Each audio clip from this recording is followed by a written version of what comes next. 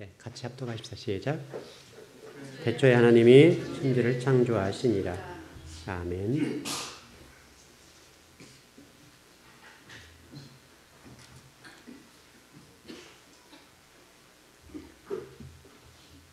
그 로마서에 보면 이런 말씀 있죠. 나는 토기장이다. 그 말씀 있죠. 이제 굉장히 중요한데, 여러분 이것도 흙으로 구운 거죠. 이거 흙으로 구웠죠. 이게 흙으로 굽기 전에 이제 이게 만들 때는 굉장히 부드러웠거든요. 이 흙이 부드러웠던 건데, 여기다가 이제 가마 그거죠. 그 불 가마 그게 들어가면 온도가 올라가니까 이제 이게 굳지요.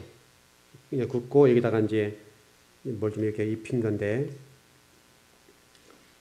이게 한번 굳어지면 이게 다시 형태를 바꿀 수는 없죠. 이제 깨는 방법밖에 없지 않습니까? 그런 것처럼 우리가 어떤 전통을 갖는다는 것은 굉장히 중요하죠. 전통을 갖는 것도 굉장히 중요한데, 전통이라고 하는 것은 어떻게 보면 큰 유산이고 자산입니다. 교회도 그런 전통이라는 것이 있고, 또 신앙도 마찬가지고 전통이 있고, 그게 굉장히 중요한 부분이지만, 전통이 모든 것의 기준이 되면 안 되죠.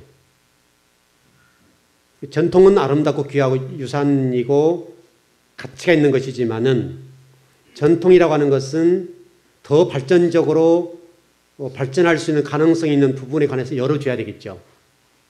그래서 그 전통을 더 빛나도록 만들어줘야 되죠. 그 전통이 빛나려고 한다면 그 전통의 좋은 점과 좋은 점을 더 살려주고 나쁜 점은 보완해주면 되겠죠. 그러면 좋은 전통이 되는 거죠. 그런 건데, 이제 우리가 그런 전통은 귀하고도 또 존중돼야 됩니다만은, 그러나 전통이라고 하는 것이 모든 것 잣대와 기준이 되고 모든 것을 이렇게 뭐랄까요? 칼을 들여나갈까요? 표현상 그런데 모든 것을 이렇게 해버린다고 한다면 상당히 좀 문제가 있죠. 문제가 있고, 특별히 어떤 신앙적인 측면에서는 전통이 귀하고 아름다운 것이죠. 그러나 그 전통이라고 하는 것이 진리와 관련되어서는 비록 전통이 있지만은 그 전통이 성경이 열려지는 시대에 따라서 전통은 변하면 되겠죠. 더 좋은 쪽으로. 더 좋은 쪽으로 변해서 그 진리의 말씀이 더 드러나고 빛나도록 해주면 되죠. 그게 이제 우리 신학자가 해야 될 일이고 목회자가 해야 될 일이거든요. 근데 이제 만일에 그것들이 이 전통이기 때문에 새로운 진리가 열렸을 때에 새로운 진리 열린 부분을 무시하면, 전통이 이래 왔는데 네가 왜 그래 이렇게 라고 한다면 이건 잘못된 거죠. 이해되시나요? 우리가 마치 그 성경을 열어보는 데 있어서, 하나님 말씀을 보는 데 있어서, 또 깨닫고 아는 데 있어서도 그런 일들이 이제 우리 신학에서는 있을 수 있거든요. 이제 신학이라고 하는 것이 성경 말씀을 열어주는 역할을 하는 것이고, 신학은 하나님 말씀을 더 빛나도록 해줘야 되는 역할을 하거든요. 그래서 신학은 계속 발전해 갑니다. 지금도 발전해 가고 있고 앞으로도 발전해 갈 겁니다. 주님 오시는 그날까지 우리가 보지 못했던 진리의 말씀에 관해서 지식이 더 풍부해지고, 또 지식의 크기가 또 깊이가 더해지면 더해질수록 하나님 말씀은 더 깊게 열리겠죠. 근데 만일에 이 전통이라고 하는 것이 과거에 이랬기 때문에 지금 시대가 이런다 할지라도 안 돼라고 얘기하면 전통이 잘못된 거죠. 그래서 전통은 귀하예요. 아름다운 거예요. 그래서 우리 교회도 지금 전통을 세워가지 않습니까? 우리 교회도 이제 올해 9월달 되면 8년째가 되는 거죠. 좋은 전통을 이어가고 있죠.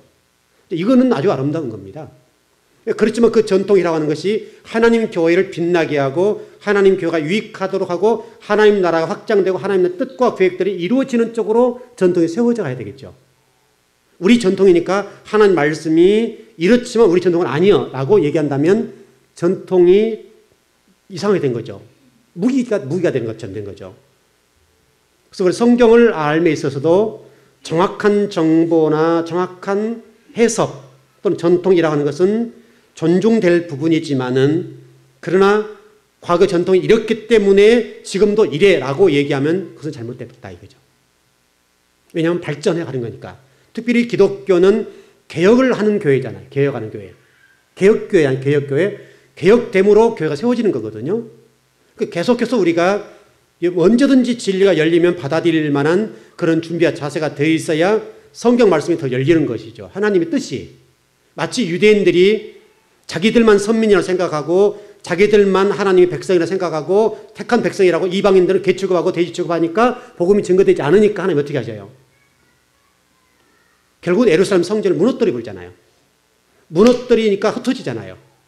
그 흩어짐, 잠시 흩어짐이 2000년 디아스포라가 된 거죠. 결국은 우리의 이 전통이라는 거 하나님 말씀이 자기들 개인주의, 자기 수준에서 해석하고 하나님이 생각이 어떤가는 관계없이 해석을 해놓고 나가니까 하나님의 뜻과 계획과 이것들이 막히는 것이죠. 막히니까 하나님이 그 3500년 만에 유대인들을 확 흩어버린 거죠. 안 되니까. 그래서 결국 그들이 디아스포라로 2000년 동안 개와 돼지처럼 자기들이 산 거예요. 이제 살면서 오늘 제가 오전 말씀드렸던 것처럼 사마리아 여인들을 개 취급하고 돼지 취급했잖아요. 아수르의 피가 섞였다는 사실 때문에 이스라엘 백성, 하나님의 자녀임에도 불구하고 이방인과 결혼했다는 사실 때문에 그 사마리아 여인들 또 사마리아 사람들을 개나 돼지 취급했단 말이죠. 상종 자체를 안 하는 거죠. 분명히 하나님은 그 사마리아 사람들도 하나님 백성이었단 말이죠. 오늘 그 예수님의 말씀들을 통해서 그 증명됐죠. 그러니까 우리 사람이라고 하는 것이 어떤 뭐에 딱 갇히고 거기에서 벗어나지 못하게 되면 하나님 뜻과 무관하게 그 흘러가 버린 거죠. 마치 그것이 옳은 것처럼 흘러가게 되면 그것이 굳어지게 되면 사람들 사고 속에 굳어지니까 하나님 뜻이 안 보여버린 거죠. 그러면 그것을 무너뜨리는 방법은 하나님이 흩어버리는 방법이 없잖아요. 그래서 결국은 안디옥 교회가 생겨나게 된 것은 예루살렘 교회가 무너지니까 사도행전적인 초대교회는 예루살렘 교회와 안디옥 교회가 두 축을 이뤘단 말이죠. 두 축을 이뤘는데 이 안디옥 교회가 생겨나게 된 것은 이 예루살렘 교회가 문제가 생기니까 안디옥 교회를 하나님이 세우신 거예요. 그래서 사도 바울을 중심으로 바나바를 중심으로 이 안디옥 교회를 통해서 하나님의 복음이 확장되어서 유대인들이 가지고 있던 그 전통이라는 것을 확 무너뜨리잖아요. 완전히 그냥 박살을 내버린 것이죠. 그러니까 유대인들이 흩어지니까 전 세계로 흩어져서 디아스포라가 되고 또 노마를 통해서 이스라엘을 공격해가지고 예루살렘을 완전히 쑥대밭을 만들어버린 거죠. 그래야 복음이 확장되니까. 그들 사고가 너무 굳어 있고 오랜 한 3500년 동안 그것이 딱 굳어서 더 이상 하나님을 할 수 없으니까 기다리고 안 되니까 예루살렘 성전을 노마에 의해서 티투스 장군에 의해서 그냥 박살내가지고 예루살렘 성전에 있던 110만 명의 유대인들을 죽여버리는 거죠. 여러분 굉장한 일이에요. 그러니까 내 복음, 내가 복음이라는 걸 갇혀버리니까 우리 하나님의 복음이 그들 속에 없게 되고 말씀을 갖지 못하니까 그렇게 되는 거예요. 결국 출애굽기 19장 3절 이하에서 그들을 선택하신, 그들을 선민으로 삼으신 이유는 그들이 잘나서가 아니잖아요. 너희를 잘나서가 아니다. 너희는 아주 이방에 개게 됐던 사람들 아니냐. 나그네했던 사람들 아니냐. 그래 불과 너희들을 업어서 구원해 주었다.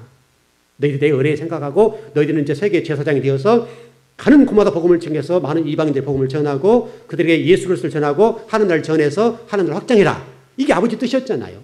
근데 그 하나님 주신 소명을 잊어버리니까 그게 시간이 흘러가서 3500년 되고 또 물론 예수님이 오셔서 많은 유대인들이 예수 그리스도를 영접하게 됐지요.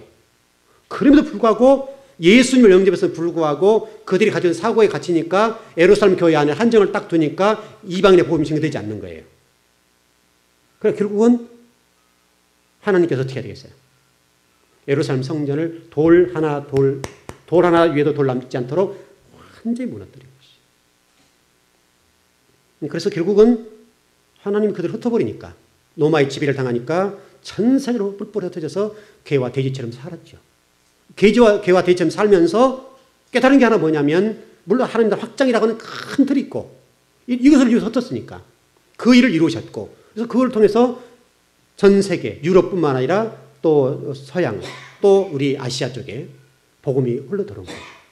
그런 과정이 있었기 때문에. 그런 과정이 없었다고 한다면 어찌 우리가 복음이 맞겠습니까? 그런 부분 하나. 또 하나는 27년 동안 디아스포라 살면서 자기들 세상 속에 나가 살아보니까 사마리아 사람들 이해가 되는 거죠. 아, 이랬구나. 이렇게 되니까 우리도 피가 섞였네. 그래서 지금 이제 유대인 안에 예수 믿는 사람이 지금 계속 늘어나고 있는데 그들은 이제 사마리아 사람들을 이해하기 시작한 거죠. 물론 지금도 정통 유대인들은 사마리아 사람들 상종하지 않습니다. 지금까지도 상종하지 않고 그렇게 사는데 지금도 개처럼 생각합니다. 그러나 디아스포라 살았던 많은 사람들 가운데 예수님을 영접하게 되고 예수 만난 많은 사람이 돌아와서 이제 사마리아 사람들 이해하고 자기 심정을 이해하기 시작한 거예요. 아, 우리가 죄인이었구나. 나도 지금 세상 속에서 살아보니까 우리 선조의 피가 섞였고 나도 그 하나 일부가 되었다. 자기들 피가 섞인 거 이제. 자기들 피가 섞여 놓으니까 사마리아 사람들 이해하게 되는 그런 일이 있었다 이 말이죠. 그 전까지 3,500년 동안 자기들만 선민이고 자기들만 하나님 선택받은 백성이라고 하는 그 자긍심과 그 긍지 때문에 진리가 선포되지 않는 거죠. 좋은 전통이, 유대는 좋은 전통 아닙니까? 참 좋은 게 많단 말이죠. 그렇게 좋은 게 많음에도 불구하고 자기들만 선민이었다고 하는 그 전통에 딱 사로잡히니까 하나님의 뜻과 계획들이 막혀버린 것이에요. 그러니까 하나님이 그들을 흩트고 죽을 수밖에 없는 것이죠. 그리고 흩어서 그들의 사고를 개조를 시킨 거예요. 그 시간이 2000년이에요. 이렇게 하나님 나라가 지체되는 거예요. 그러니까 우리가 우리의 어떤 전통을 붙잡고 딱 갇히면 하나님 나라가 이렇게 답답하게 되는 거예요. 적어도 기독교는 정말 고등 종교니까 고등 종교 입장에서는 하나님 말씀하신다고 한다면 우리 생각과 내 모든 것들을 다 버릴 수 있는 그런 자가 돼야 되는 것이죠. 안 된다고요. 그래서 오늘 우리 창세기 1장 1절도 그 가운데 한 본문이에요. 이 창세기 1장 1절 같은 경우도요. 한국 교회 안에서 지금도 이게 잘 안 돼요. 지금까지도 안 돼요. 여러분과 제가 공부했던 내용들은 창세기 1장 1절은 천지창조 출발이 아니라고 배웠지 않아요? 근데 전통적인 방법을 좀 소개해 드릴게요. 이 창세기 1장 1절은 전통적인 견해는 1, 2, 3절을 독립적으로 봐요. 독립적으로 보고 그 견해를 따르고 있어요. 한국도 따르고 있어요. 한국교. 한국 신학도 여기를 따르고 있어요. 그래서 1절, 2절, 3절을 독립구절로 보는 거예요. 이게 전통적인 해석 방법이에요. 이게 지금 보니까 제가 좀 읽어드릴게요. 구약 성경을 최초로 인정했던 70인역이 있어요. 70인역. 히라버 성경, 사마리아 오경, 라틴어 번역 불가타, 마틴 루터의 독일어 번역 성서, 영어 흠정역. 모든 이런 정말 전 세계에 성경에 권위 있는 모든 성경들이 창세기 1장 1절, 2절, 3절을 독립적으로 해석하는 전통적 방법을 취해요.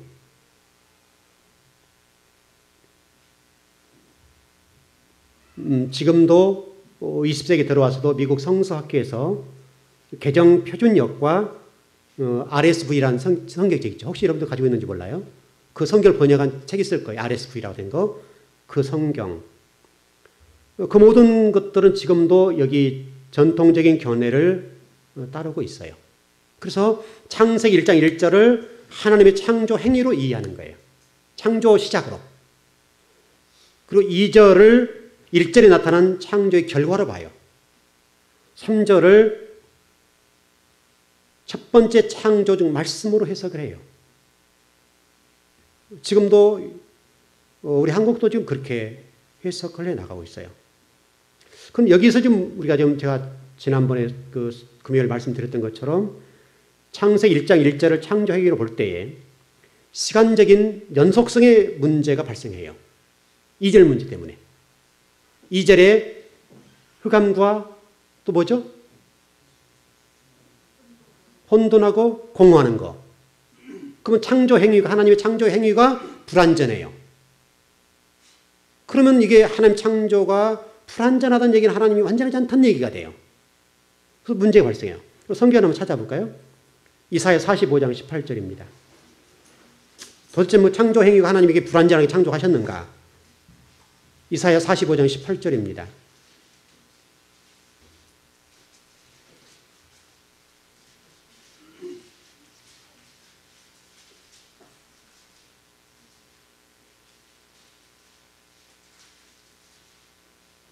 이사야 45장 18절입니다.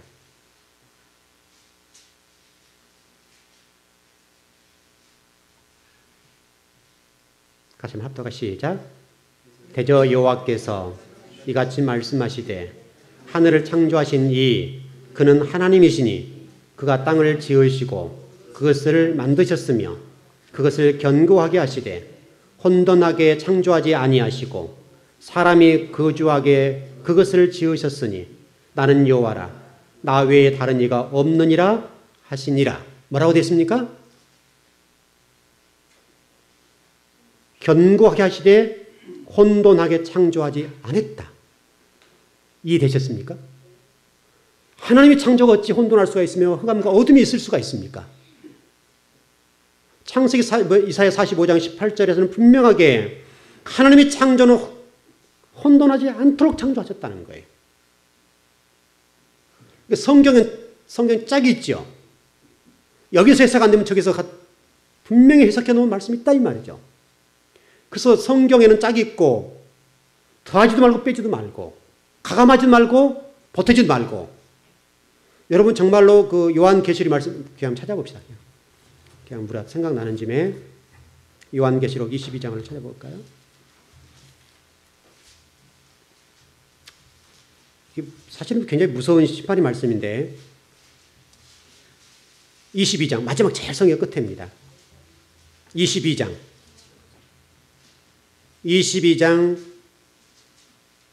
19절 네. 다 찾으셨죠? 성경 가장 마지막입니다. 18절 19절 보시면 될 것 같은데 자 18절부터 그냥 보십시다. 시작.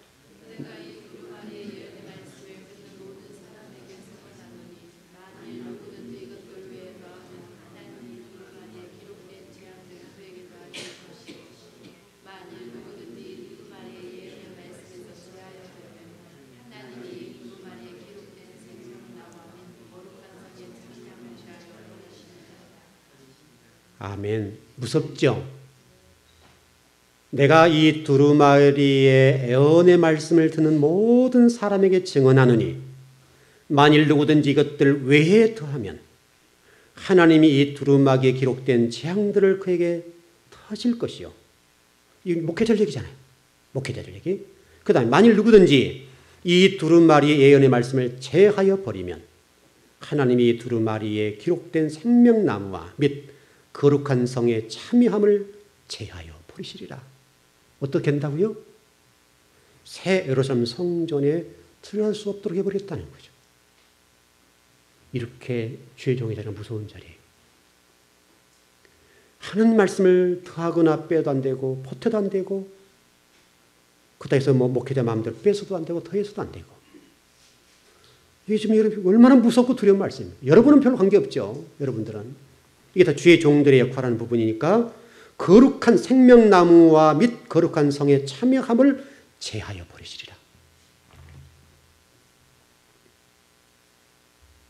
이사야 45장 18절에서도 하나님 창조는 혼돈하지 않게 창조하셨고 사람이 거주하게 그것을 지으셨으니 나는 여호와라 나 외에 다른 이가 없느니라 하시니라.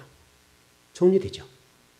그럼 2절 말씀이 1절이 만일에 천지 창조의 행위로 본다, 하나님의 행위로 본다고 한다면 2절에서 그 땅이 바로 혼돈 상태였다고 바로 연결되면 천지 창조의 심각한 불완전성의 문제가 생기는 거죠. 불완전하다, 불완전하다. 그래서 나오는 신학이 뭐냐면 재창조설. 이제 이게 신학이죠, 신학. 그래서 천지 창조의 재창조, 하나님이 재창조하셨다. 이런 신학이 나오는 거예요. 두 번째 이제 해석 방법인데 이 부분이 좀 다른 것은 창세기 1장 1절을 하나님이 천지 창조로 보지 않는 견해입니다. 이게 지금 이런 학자도 있단 말이죠. 그래서 1장 1절을 하나님이 천지 창조로 보지 않습니다. 그리고 1절을 하나님의 창조 행위에 선언하는 신앙 고백을 보는 거예요. 다시 설명하면 제가 이런 가르쳤던 대로 천지 창조하신 분이 누군가 제목으로 본다. 제목으로. 이 경우를 베스트만이라는 신학자가 따르는데 그분은 이렇게 얘기합니다. 고대 근동지방의 다른 창조 이야기를 보면 첫 부분에 발견되는 이야기가 이렇게 시작되어 있다. 아직은 뭐뭐가 아닐 때. 다시 설명하면 무슨 제목 해놓고 딱 출발한다 이거죠. 두 번째는 고대 근동지방에서 1절과 평행하는 구절을 발견하지 못했다. 지금까지. 다시 설명한 팔레스타인 지역이나 고대 근동지방의 모든 문서나 모든 기록들을 보면 지금 베스트만이 얘기하고 있는 것처럼 1절을 창조 행위로 보는 경우도 없다 이거예요. 모든 주제로 보는 경우들은 없다 이거예요. 창조 행위로 보는 경우 없다 이 말이죠. 세 번째 견해는 1절과 2절을 종속절과 주절로 보고 3절을 독립절로 본다. 그래서 이 부분 학자들이 이런 견해를 좀 따르고 있는데 세 번째 견해의 장점은 창조된 혼돈의 문제 해결이 되긴 해요. 그러나 그럼에도 불구하고 문제가 있다. 이렇게 보는 거고 네 번째 견해는 1, 2, 3절을 연계해서 해석해야 된다. 그래서 그분들의 얘기는 이렇게 되어 있습니다. 1절은 시간을 나타내는 종속절. 좀 말이 어려워졌는데 2절은 삽입절. 이제 그 혼돈 문제 나오니까 삽입했다 이거죠. 왜냐하면 모세라고 하는 이제 기자라고 얘기하는데 신학적으로 기자라고 얘기하는데 모세라는 기자가 성경을 이렇게 기록할 때에 다른 문서를 끄집어서 편집하는 과정에 집어넣어 버렸다. 이런 얘기입니다. 그러니까 창세기에 여러 문서가 있었는데 여러 문서들 가운데 여러분 이해되시죠? 뭔 얘기인지? 그러니까 무슨 얘기냐면 성경이 원래는 구전으로 전해왔죠. 구전으로 전해온 것들이 지내오다 보니까 시간이 가면서 말씀이 흐릿해지고 또 그 당시에 많은 또 이단들이 발생하게 됐죠. 이단들. 신약도 마찬가지지만 이단들이 발생하고 또 이상한 종파들이 발생하면서 성경을 해석하는 게 조금 달라지는 거예요. 그리고 그것을 방어하는 차원에서 성경을 기록할 필요가 있었던 거예요. 그리고 많은 이제 성경을 필사하는 성경을 기록하는 많은 사람들이 성경을 기록한 거예요. 기록해놨는데 다 기록할 수 없으니까 이제 파피루스, 두루마기에다 기록해서 똘똘 모은 거 있죠. 그래서 나중에 광야 지역에 이제 그런 얘기 나오지 않습니까? 뭐 어떻게 하다가 돌을 던졌는데 항아리 깨진 소리가 나가지고 그 안에서 뭘 끄집어 보니까 안에 성경에 기록된 두루마기 있었더라.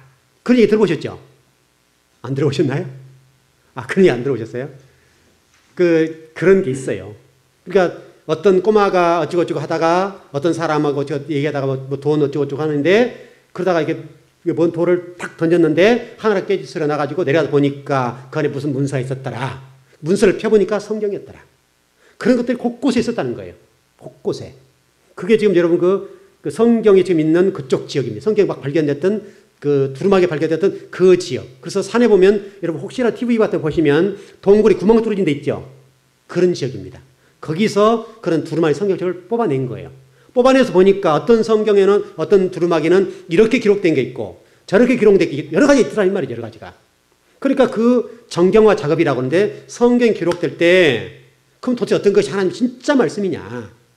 이걸 이제 보니까 그때 당시 고대 근동지방의 언어와 가장 가깝고 예를 들어서 그 사람이 발견됐을 때보다는 오랜 시간 들어서 말이 좀 어려웠겠죠. 더 단순하고 또 언어적인 측면이 발전이 안 됐겠죠. 그런 것들 하나하나 어떤 여러 가지 기준들을 종합해서 이게 가장 원한에 가깝다. 그렇게 뽑아내는 거예요. 그렇게 해서 성경을 해서 정경화 작업을 했다 이 말이죠. 그런 과정들이 있었는데 그런 과정 속에 이쪽 사람이 기록한 것도 저쪽 어떤 사람이 기록한 사람 여러 가지 있었다 이 말이죠. 여러 가지가 있었는데 이 구절이 없었던 것이 이쪽에 있으니까 이걸 갖다 집어넣었다 이 말이에요. 그게 편집, 삽입 구절이라는 말이죠. 이렇게 되면 조금 어려우셨네요. 이게 어떤 정경화 작업에서 이렇게 하는 겁니다.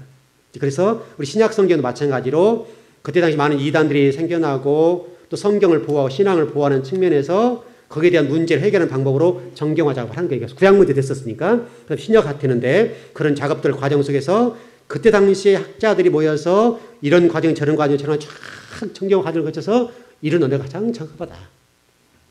가장 단순하고 왜냐하면 글이란 건 단순한 건데 나중에 사람을 붙여서 살을 붙이잖아요. 그것들 빼고 하니까 아주 원한이다. 그래서 정경화 작업을 해가지고 성경을 만들었다 이 말이죠.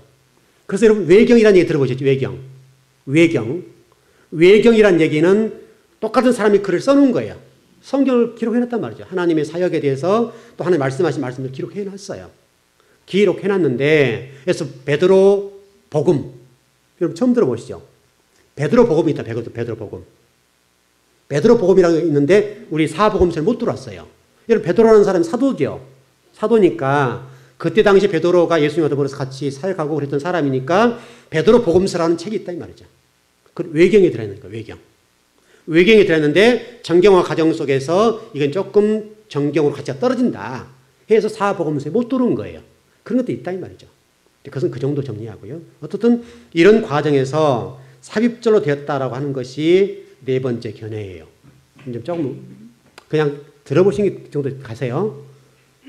여기서 중요한 것은 전통적으로 첫 번째 1절, 2절, 3절을 독립절로 지금도 보고 있고 한국 교회도 지금 이렇게 봅니다.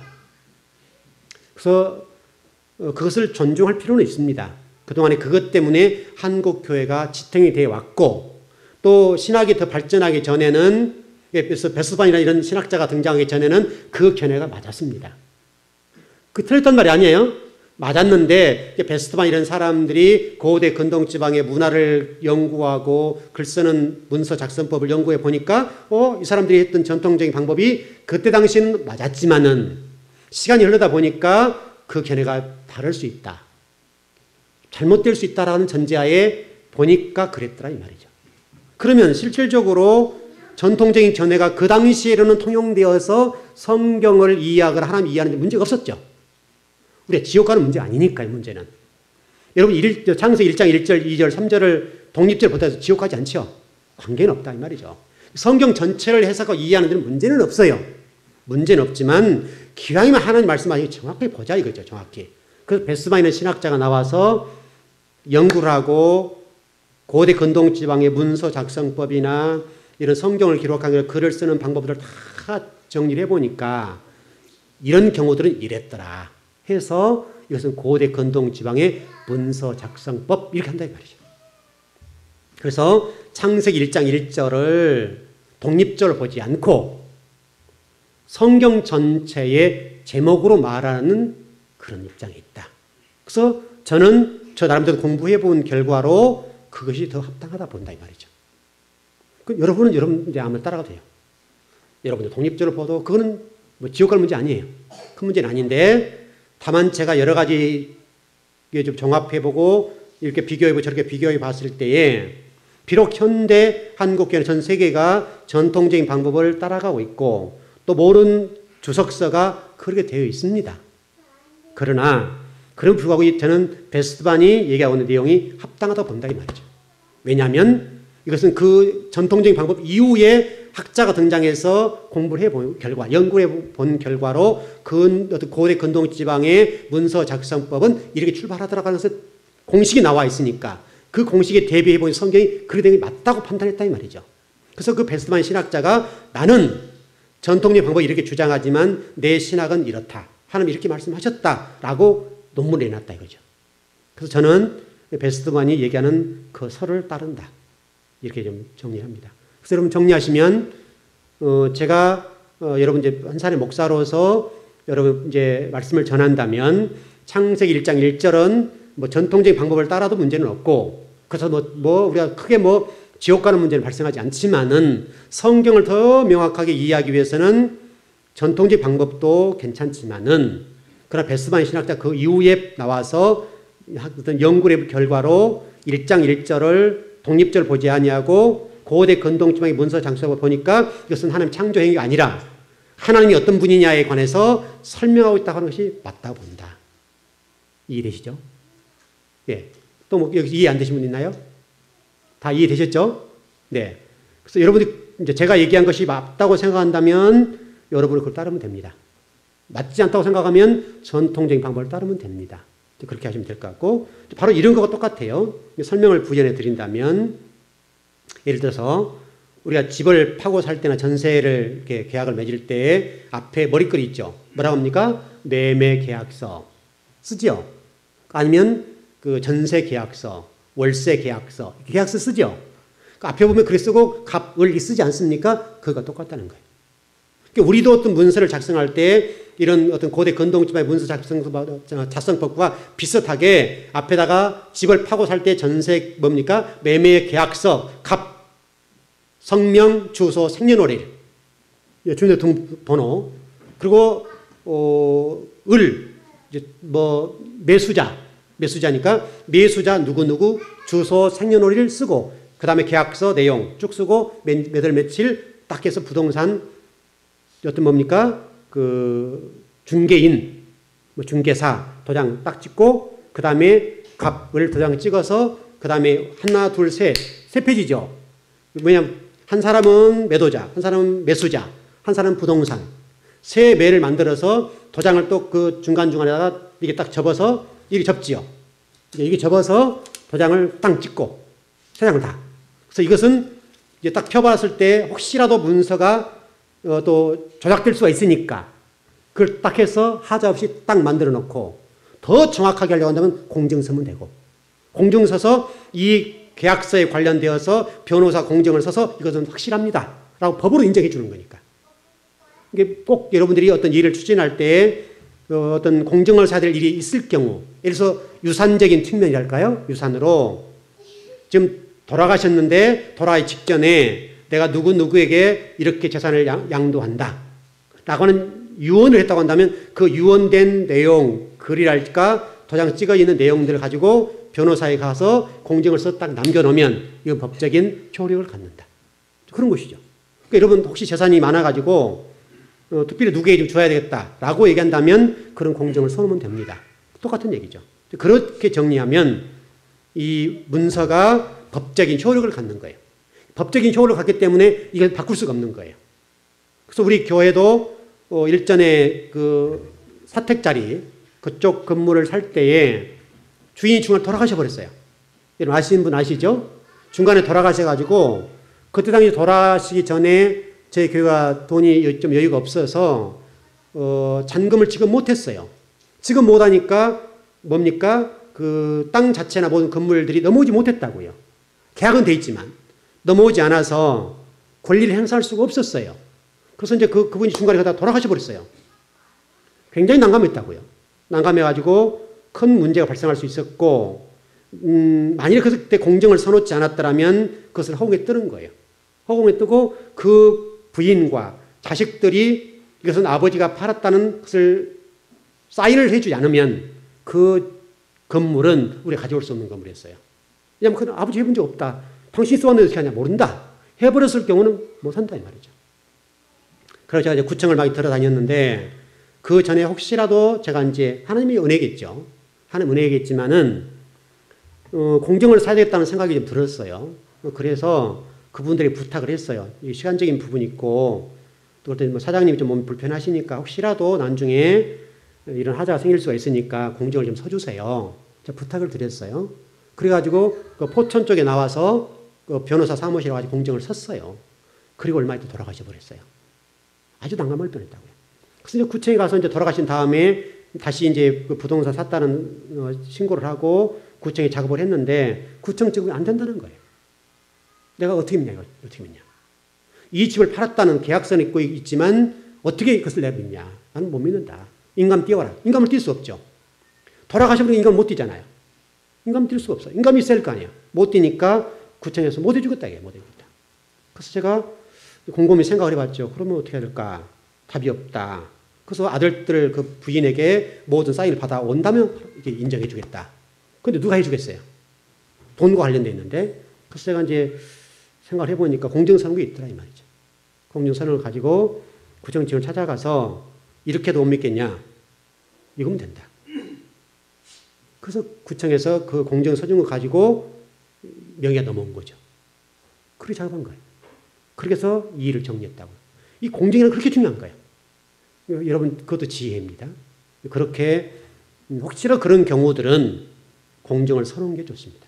그래서 누구하고 뭐 동거래했다, 뭐 땅을 거래했다, 그건 좀 믿을 수 없는 뭐가 좀 꺼림칙한 게 있다. 그러던 공증을 서놓으면 됩니다. 그건 법적 효력을 갖습니다. 마찬가지라 이 말이죠. 마찬가지로 오늘 창세기 1장 1절도 고대 건동지방의 문서 작성법대로 기록됐다는 거예요. 그래서 창세기 1장 1절은 독립절로 보는 것보다는 하나님이 누구다 나는 너희들의 주인이고 천지 만물을 창조한 너희의 주인이 하나님이야. 그걸 설명해 놨다는 거예요. 그 창세기 1장 1절 우리 신앙이 모두 다 끝나본다 이 말이죠. 내가 하나님을 인정하고 하나님 나의 주인이라는 사실을 인정하고 신앙생활하게 되면 모든 것들이 그와 관련돼서 이루어지는 부분이니까 창세기 1장 1절이면 다 정리 끝난다. 그리고 더 나가서 전번 우리 금요일날 공부했던 것처럼 창세기 1장 1절은 우리 지금 전통적인 해석 방법에 있어서는 삼위일체로 봅니다. 삼위일체로 해석을 합니다. 뭐 그렇게 해도 큰 문제는 없습니다. 뭐 성경이 크게 훼손될 만큼 문제는 되지 않지만 그러나 그것은 바른 방법은 아니다. 왜냐하면 이거는 히브리어의 문제니까. 왜냐하면 성경이 우리는 지금 개역 한글로 기록됐죠. 근데 이게 다 히브리어를 또 헬라어를 라틴어로 또 중국어로 갔다가 또 영어로 갔다가 이런 과정을 한글로 왔으니까 오는 과정 속에 원래 성경에 기록된 내용과 다르게 기록된 부분이 있다 이 말이죠. 그래도 우리가 구원받거나 성경을 이해하는 데 문제는 없어요. 조금 썩 오류가 있고 큰 틀에는 문제가 없지만 그러나 명확하게 할 부분은 있다 이거죠. 그래서 그동안에 우리 한국 교회들이 이것을 삼위일체로 해석을 해왔습니다. 그래서 성부, 성자, 성령 하나님께서 천지를 창조하셨다. 이렇게 선을 했다 이 말이죠. 그래도 문제는 없습니다. 창조했다는 데 문제는 없지만 그러나 창세기 1장 1절은 정확하게 보게 되면 그렇게 안 된다. 왜냐하면 이 엘로힘이란 단어가 복수로 되어 있습니다. 그 때문에 성부, 성자, 성령 이렇게 얘기하는 겁니다. 분명히 복수입니다. 분명하게 복수로 되어 있습니다. 분명히 복수로 되어 있는데 문제는 히브리어 문장 해석 방법이 어떤 주어와 동사의 문법이 다르다 이 말이죠.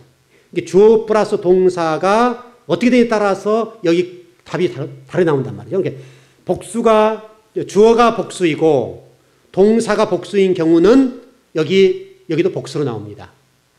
그러나 주어가 복수라 할지라도 동사가 단수인 경우는 단수로 해석합니다. 이해되시죠? 그러면 결국은 창세기 1장 1절은 유대인들 입장에서 봤을 때 마찬가지지만 유대인들은 유일신 하나님 섬기시죠. 유일신 하나님 그런 부분도 그렇고 그 다음에 비록 복수이지만 단수로 취급해서 하나님이 천지 창조의 주인이다. 엘로힘 하나님 유일한 하나님이 천지 창조의 주인이시다라고 설명한다 이 말이죠. 그 말씀 속에 모든 다신론 모든 다른 신을 섬기는 모든 것을 다 끝낸다. 특별히 엘로힘이라는 단어를 복수로 이해할 때는 유대인의 이 글에서는 여호와의 하나님을 설명하는 것이 아니라 엘로힘이 복수로 되어서 복수로 정리가 된 경우는 다신 종교를 얘기할 수 있다. 정리되나요? 조금 어려운 부분이에요. 그러니까 엘로힘이라는 단어, 여호와가 하나님이죠. 여호와 하나님이신데 엘로힘이라는 단어를 복수로 이해할 때는 우리 히브리 성경에서 이해할 때는 다른 이방 신을 지칭할 때 엘로힘의 단어를 복수로 쓸 수 있습니다. 그럼 굉장히 심각한 얘기죠. 마치 잘못 이해하게 되면 창세기 1장 1절에 그렇게 갈 수 있다 이 말이에요. 이렇게. 히브리인들은 지금도 그렇게 봅니다. 히브리인들은 엘로힘이라는 단어를 복수로 이해할 때는 여호와 하나님을 말씀하는 것이 아니라 이방 신의 누구에서 바알 이렇게 한 경우에 왜냐하면 여러분 이슬람 모슬림 사람들은 그쪽 신을 누구라고 하죠? 알라라고 하죠. 알라라고 하는 부분이 엘로힘이다 이 말이에요. 엘로힘. 이해되시나요? 그들도 하나님이라 한다면 하나님.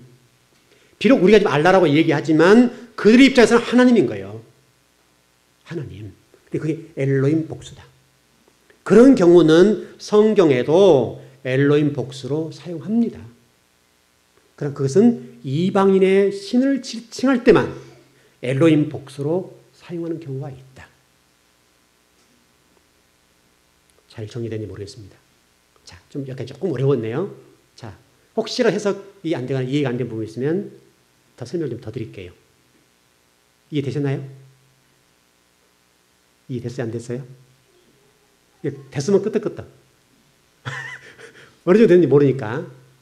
조금 어려운 부분이에요. 여러분 별로 잘 접하지 않았던 아마 그 엘로힘 복수라는 얘기는 그 이방신 선교단 얘기한다는 처음 듣죠? 처음 듣나요? 자, 분명히 했을 텐데 여러분 설명했을 겁니다. 했었죠? 했었습니다.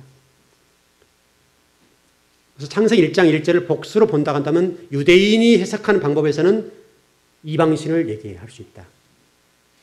왜냐하면 엘로힘이라는 단어를 복수로 쓰는 경우는 이방이니까, 이방신이니까 그렇게 봅니다. 그렇게 정리를 하면 될 것 같고요. 그래서 여러분들은 창세기 1장 1절을 하나님이 누구시다. 그렇게 설명하는 것으로 받아들여야 된다. 특별히 바라라는 단어를 통해서 우리 말씀하신 것이 바라가 동사 아닙니까? 동사. 하나님이 움직이서 일하시는 거. 동사는 말이 활동을 이런 건 얘기하잖아요. 이 부분이니까 바라는 단어는 히브리어 첫자와 끝자를 사용한 거예요. 히브리어 첫자와 끝자 에트자와 첫 번째 단어. 그 히브리어 첫자와 마지막 자라는 얘기니까 처음부터 끝까지. 이 주관의 모든 것들을 하나님 창조하셨는데 그 하나님이 주인이시다. 그분이 모든 걸 창조하셨다. 그것을 바로 뭡니까? 그 바라라는 단어에 단어 달을 붙여서 바라가 된 건데 그렇게 좀 정리하면 된다. 그렇게 좀 정리를 하면 될 것 같고. 그래서 제가 전번에 설명할 때 하늘 저 끝, 바다 저 끝까지 이 지구상에 존재하는 그 모든 것들은 하나님이 창조하셨다. 그러니까 그렇게 정리를 하면 됩니다. 그런 측면에서 여러분 마태복음 1장 1절 똑같죠? 마태복음 1장 1절이 뭡니까? 그 어떤 성경이 어떻게 되어 있습니까? 출발합니까? 아브람과 다윗의 자손 예수 그리스도의 세계라. 다시 설명하면 신약의 주인이 누군가? 신약의 모두를 끌고 나가시는 핵심이 뭔가 설명하는 부분이 마태복음 1장 1절이란 말이죠. 마태복음 1장 1절은 아브람과 다윗의 자손 예수 그리스도의 세계라. 다시 설명 이 말이 창세기 1장 1절과 똑같다 이 말이에요. 똑같다. 그렇게 정리하면 됩니다. 또 더 나가서 제가 여러 번 설명드렸는데 출애굽기 20장의 해석도 이와 똑같다. 그래서 출애굽기 20장 2절과 3절의 문제를 해석하는 문제인데 그동안에 한국 교회가 3절을 천지창 뭡니까? 십계명의 출발로 봤다. 이것은 계명적인 측면에서 문제가 없지만 2절이라는 부분을 정리 안 하면 이 십계명 문제가 정확히 정리 안 된다. 그래서 2절이 십계명 말씀하신 누군가 그분이 그걸 설명한 것이고 다신교에 관련된 이 부분을 딱 잠재운 말씀이다. 왜냐하면 거기 히브리어를 보면 여호와 하나님이 유일신 하나님 등장한다. 유일신 하나님으로. 그래서 일전에 그 도골 선생이 그 출애굽기 20장 2절을 가지고 영어 번역을 가지고 강의한 걸 제가 들어봤는데 그때 그 얘기를 하시더라고요.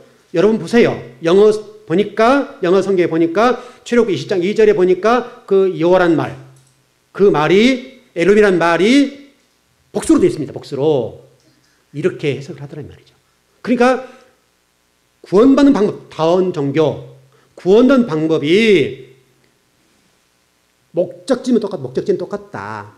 어떤 사람은 A라는 지점에 출발해서 올라가는 방법이 있고 B라는 방법으로 올라가는 방법이 있고 어떤 C라고 하는 방법에서 이렇게 올라가서 목적지는 똑같이 올라간다. 그래서 불교도 똑같고 모든 종교가 올라가는 정점은 똑같다 이거죠. 이렇게 해석을 하더란 말이죠. 그래서 노자 그때 강의를 하면서 그 얘기를 했거든요. 노자 강의를 하면서 여러분 이렇게 올라가는 방법이 있습니다. 그래서 성경에 그렇게 되어 있는데 영어 성경에 그렇게 되어 있는데 성경으로 되어 있으니까 맞습니다. 강의에 얼마나 파워가 있냔 말이죠. 그러나 그것은 그것이 아니다. 하나님이 거기다가 딱 못을 박아놨는데 유일신 하나님. 유일신 되신 하나님이 이 모든 계명을 창조하시고 만드신 분이고 이 계명을 내게 부탁하고 명령하는 그 하나님이다. 그리고 그들을 이스라엘 백성을 애굽에서 이렇게 딱 꺼냈던 사람들을 끄집어내어서 내가 이렇게 선민 삼았던 하나님이다. 그걸 딱 유일신 하나님.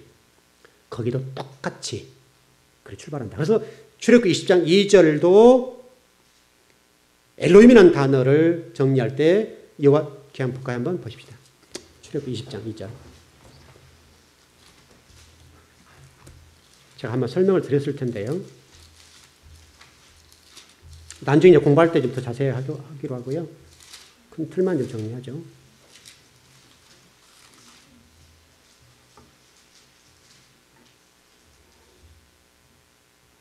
네. 여기 나는 너를 애굽 땅 종 20장 2절 나는 너를 애굽 땅 종 되었던 집에서 인도하여 낸 내 하나님 여호와니라 이렇게 돼 있지 않습니까? 그 단어에 보면 히브리어를 제가 지금 직역해 드릴게요. 나는 너를 애굽의 땅으로부터 나오게 만들었다. 나는 너의 엘로힘 여호와다. 나는 너의 엘로힘 여호와다. 하나님이라. 엘로힘 여호와. 하나님이 너의 하나님이야. 여호와가 너의 하나님이야. 그 말을 탁 집어넣었다.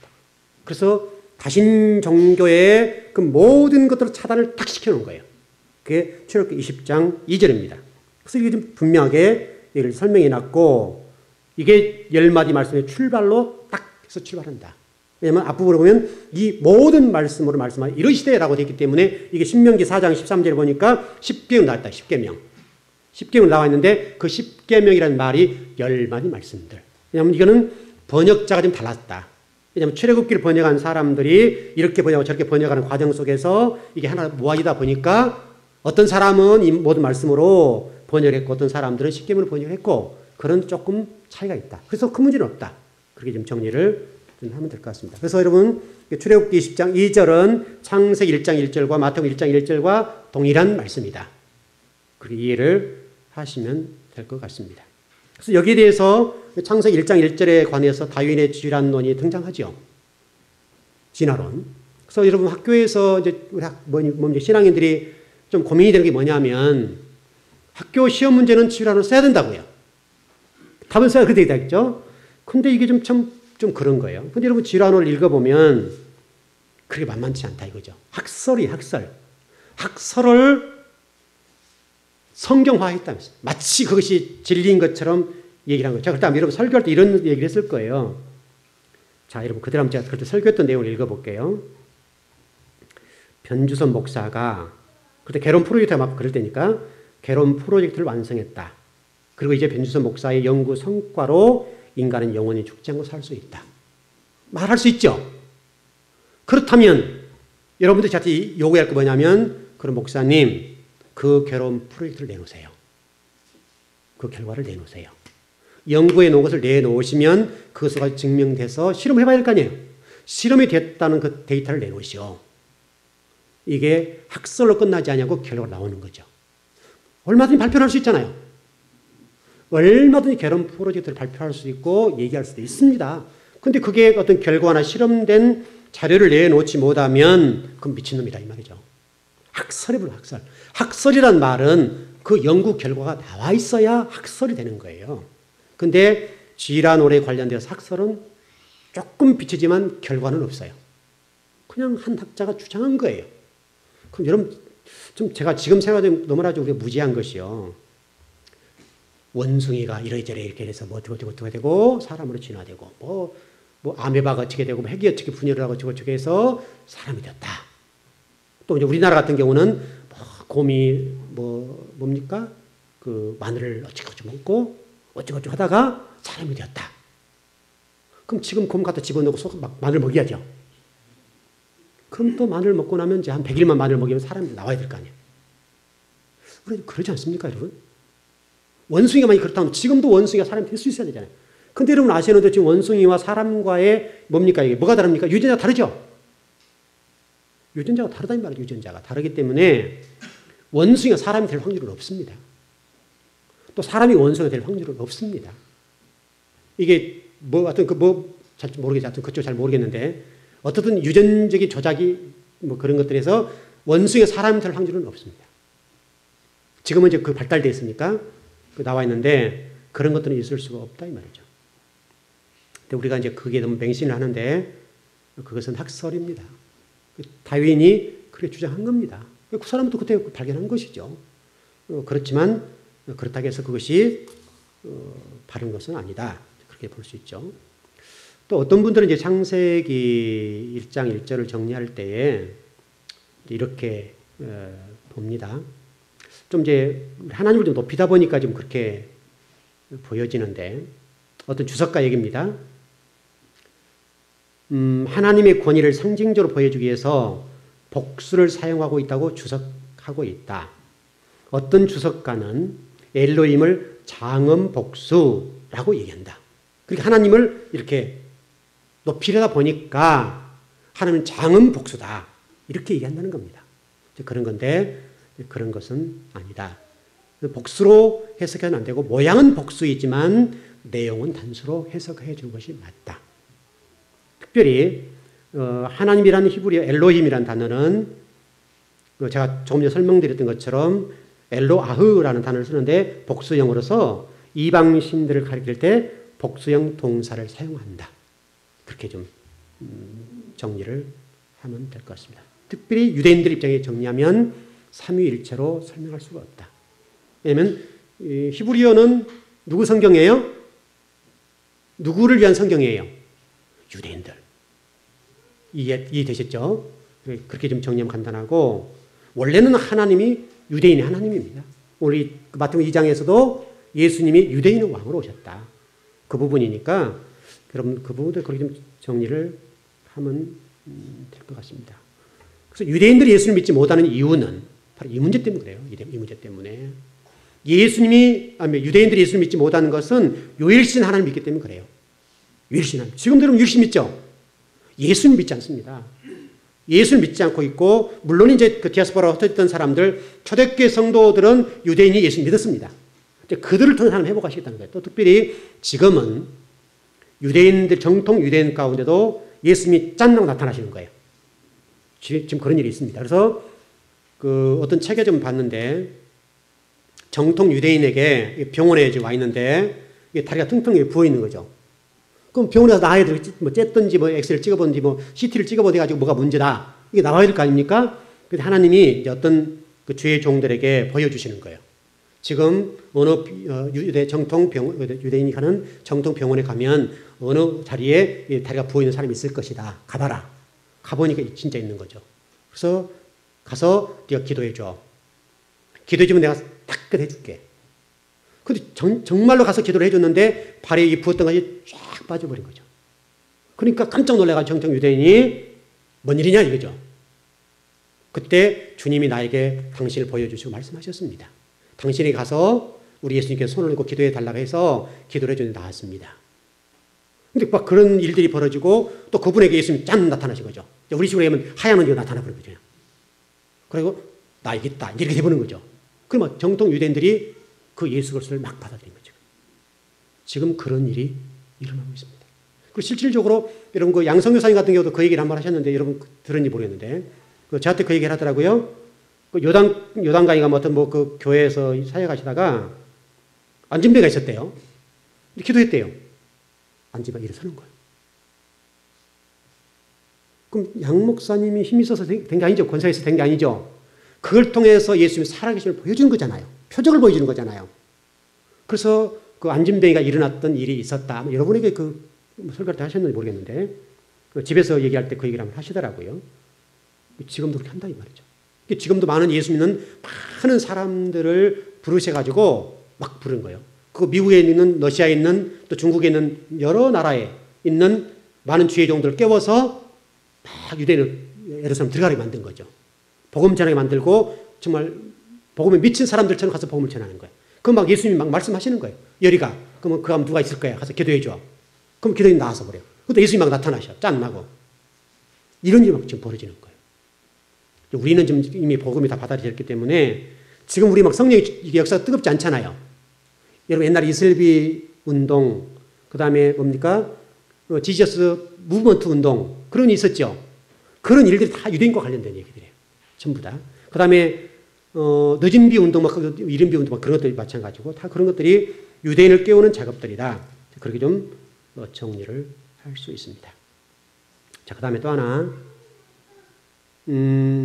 창세기 1장 1절은 이제 우리 성경은 좀 잘 안 돼 있는데 히브리어 성경은 7마디로 되어 있습니다. 기억나시죠? 하나, 둘, 셋, 넷, 다섯, 여섯, 일곱. 일곱이라는 것은 왜 중요하다고 그랬죠? 완전수다. 하나님의 창조는 완전하다. 그래서 창세기 1장 1절에서 말씀한다는 거예요. 그래서 아까 우리 그 이사야 45장 18절입니까? 15절입니까? 거기서도 그 말씀하고 있죠. 하나님 완전하겠다. 혼돈하지 하지 않으셨다. 그렇게 설명하고 있고 또 7 단어와 관련되어 있는 요한계시록 보기에 소아시 7교회, 7교회죠. 7교회, 교회는 완전한 교회는. 지금 우리 지금 교회들은, 세상에 있는 교회들은 불완전하죠. 완전한 교회는 이 세상에 없어요. 어떤 교회도 냄새나요. 어떤 교회도 완전할 수 없다 이거죠. 완전할 수 없지만 새 예루살렘 교회가 될 때 그때 완전해지는 거예요. 그걸 향해 가는 것뿐이에요. 어느 교회가 완전할 수 있습니까? 어떤 교회, 이 교회 좋은 부분이 있고 저 부분이 나쁜 부분이 있고 어떤 부분이 이 부분이 좋은데 어떤 부분이 나쁜 부분이 있고 그럴 수 있다 이 말이죠. 그게 소아시 7교회인데 다만 한 가지 우리가 생각할 것은 소아시 7교회를 통해서 볼 수 있는 것은 소아시 7교회 이러니까 너희들은 어떤 교회를 따라갈래? 그걸 말씀하고 있다 이거죠. 그래서 너희들이 사마나 교회와 빌라델비아 교회처럼 이렇게 하라. 그걸 말씀하고 있다. 과연 우리 교회는 어떤 교회냐 이거죠. 그 부분만은 우리가 분명히 해야 된다. 그렇게 설명하는 부분이고 그렇습니다.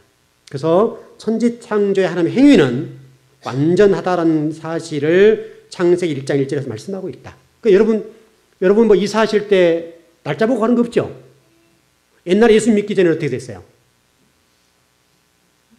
예수 믿기 전에 날 받아서 동쪽으로 가면 동쪽에 가고 서쪽으로 가면 서쪽으로 그랬죠? 결혼 날짜는 어때요? 결혼 날짜? 그렇지 않습니까? 결혼 날짜도 마음대로 못해요. 마음대로 못하고 그 어떤 뭐 그 봐주는 사람들이 언제 해라 하면 하는 거예요. 또 요즘 이런 얘기도 못할지 모르겠네. 또 저희 가까운 어떤 분이 있는데 우리가 주일날이니까 못 가니까 우리는 주일날 못 간다. 토요일날 해라. 그랬거든요. 그때 뭐 어디 가서 보고 왔대요 또. 어디 절에 가서 보고 왔는데 그 날짜 좋으니까 주일날 해라 그랬다는 거죠.